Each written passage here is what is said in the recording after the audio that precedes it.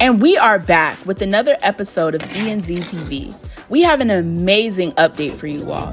There's a river that passes through the entrance of our community.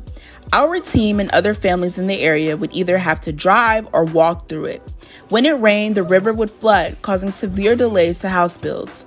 Finally, we had the idea to make a change.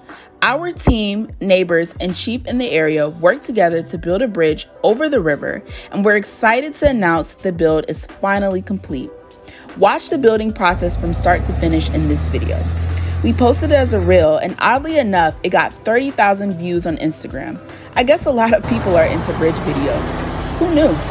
If you or someone you know is interested in joining our community or ready to visit Ghana, email us today for more information.